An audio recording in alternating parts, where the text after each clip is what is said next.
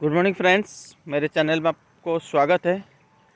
तो बजट जो बड़ी वाली इवेंट था, फेड का इंटरेस्ट रेट था, ये 2 दिन चला गया है। एक चीज़ मैं आपको बताना चाहूँगा यहाँ पे, आप एक बार नोटिस कीजिएगा मैं क्या कहने की कोशिश कर रहा हूँ। देखो, मार्केट जो होता है ना, वो 2 कदम आगे चलता है, ठीक है ना। तो थोड़ी में हम लोग मार्केट के ऊपर बात कर लेंगे और उसके बाद मार्केट जो होता है 2 कदम आगे चलता है और ये कहने की कोशिश करता है भाई मैं कितना दूर तक सोचता है, उस बेसिस पे मार्केट उसको रिएक्ट करता है। जैसे कोरोना आया, 2020 में कोरोना आया और कोरोना वैसे 2021 तक भी चला, 2022 तक है, बट 2020 में और 21 में इतनी बड़ी रैली हुआ, किसी को एक्सपेक्ट ही नहीं था, जबकि हमारा जीडीपी, आईएफपी डाटा ये सब खराब था। तो इसका क्या मतलब है?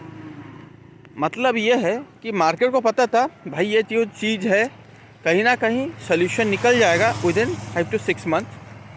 तो मैं अभी जो इस भाव में हूँ वो भाव 2012 का भाव था, 2010 का भाव था और 10 साल पीछे था। तो ये बेहतर मौका है और उस चीज़ को बढ़ने के लिए, ठीक है ना।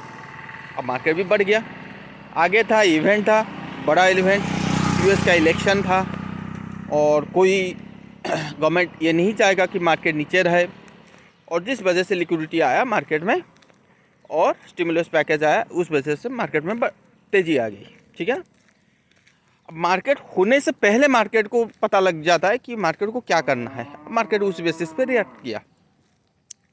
ठीक उसी तरह जैसे फेड ने इंटरेस्ट रेट चेंज नहीं, बढ़ाया नहीं, अनचेंज रखा और कट नहीं किया, उसके बाद भी मार्केट में गिरावट आ गई। क्यों? मैंने कहा था ना एक चीज़ को कि मार्केट को अभी बढ़ना नहीं है, मार्केट को क्या है, कुछ वो इधर उधर की सर्च करा, भाई मुझे गिरना है कुछ समय के लिए, ठीक है। मार्केट को बढ़ना नहीं है। कल बजट आया, सबको पता था कि बजट में कुछ नहीं होने वाला, ठीक है ना। और जैसे फिस्कल डेफिसिट का उसमें इन्वेस्टमेंट आया है गवर्नमेंट की तरफ से, तो इसका ये मतलब है मार्केट को पॉजिटिव है, मतलब और इन्वेस्टमेंट आना है, मार्केट में और ग्रोथ आएगी, आईएपी डाटा बढ़ेगा, जीडीपी बढ़ेगा, सबकी कमाई बढ़ेगी। फिर भी मार्केट नहीं बढ़ा, नेगेटिव न्यूज़ तो है ही नहीं 1% उसमें। बट एक चीज़ आप याद रखो, अगर आप देखने की कोशिश करोगे, डिफेंस में सेक्टर में 2 लाख के करोड़ के करीब इन्वेस्टमेंट का प्रपोजल आया है वहाँ पे एस्टिमेट। तो मार्केट जो बैंक निफ्टी है, जो एचडीएफसी बैंक जो है ना, जिस दिन गिरा था बैंक निफ्टी भी गिरा था। बैंक निफ्टी उस लेवल को क्रॉस अभी तक नहीं कर पाया, ठीक है ना। इसका मीनिंग क्या है भाई? इसको कर लेना चाहिए था ना, नंबर 1। नंबर 2, निफ्टी में उतना तेज़ी नहीं है जितना तेज़ी होना चाहिए था।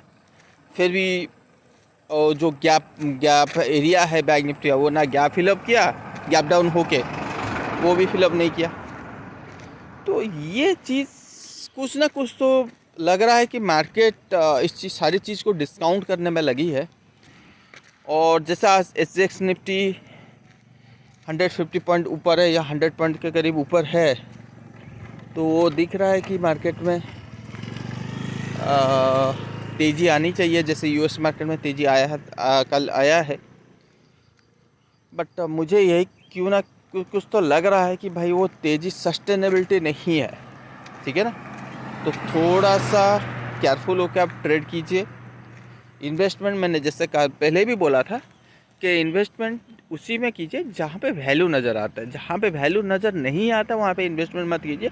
अगर आपको लगता है आपकी स्टॉक बहुत ज़बरदस्त रिटर्न दे चुकी है और यहाँ पे कुछ ना कुछ महंगा है, ठीक है, आपकी एनालिसिस फंडामेंटल हो या टेक्निकल हो, जिस बेसिस पे आप देख पा रहे हो देखो, तो उसमें कुछ नहीं तो 40% प्रॉफिट बुक कीजिए ना, 30%, सो दैट क्या होगा, आपके पास कैश होगा।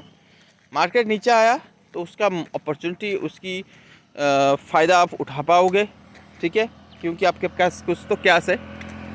जनरली मैं 25 to 30% का कैश की बात करता हूँ। हमेशा होनी चाहिए आपके पास जब मार्केट ऊपर रहता है। तो अगर मार्केट नीचे नहीं गिरा और बढ़ता गया तो फिर तो है ही है ना आपके पास स्टॉक, वो आपको प्रॉफिट देगा। तो ये क्या होता है ना, दोनों तरफ की मौका होता है कि आप मार्केट कहीं पे भी जाए आप उसमें प्रॉफिट कमा सकते हो, ठीक है ना। अब वैसे मैं मार्केट तो है ही नहीं बॉटम पे कि भाई यहाँ से बढ़ना ही बढ़ना है कंपलसरी, ऐसा तो है ही नहीं कि मैं बोल दूँ कि क्यों मतलब का 30% या 25% आप कैश रख बैठ रहे हो। तो वो चीज़ है, ठीक है। मनी मैनेजमेंट को हमें फॉलो करना चाहिए। We should not forget about the money management, always focus on money management.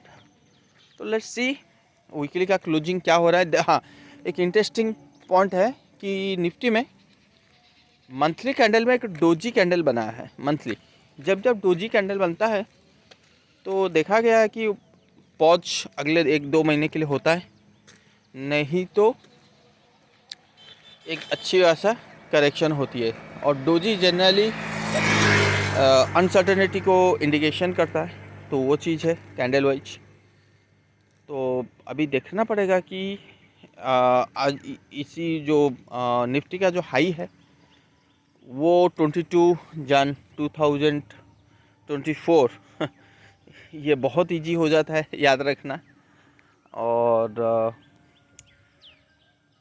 तो इस हाई को क्रॉस कर पा रहा है नहीं कर पा रहा है, नंबर 1, ठीक है। तो वैसे ये जो हाई बना, मैंने बहुत बार बोल रखा हूँ कि हाई बना, ऐसे नहीं बना, ये इवेंट था उस बेसिस पे, चाहे वो मैनिपुलेट के बेसिस पे हो चाहे कुछ भी हो, हाई हाई होता है। और मुझे नहीं पता, और ये डोजी कैंडल भी है तो थोड़ा सा सावधान होकर ट्रेड कीजिए।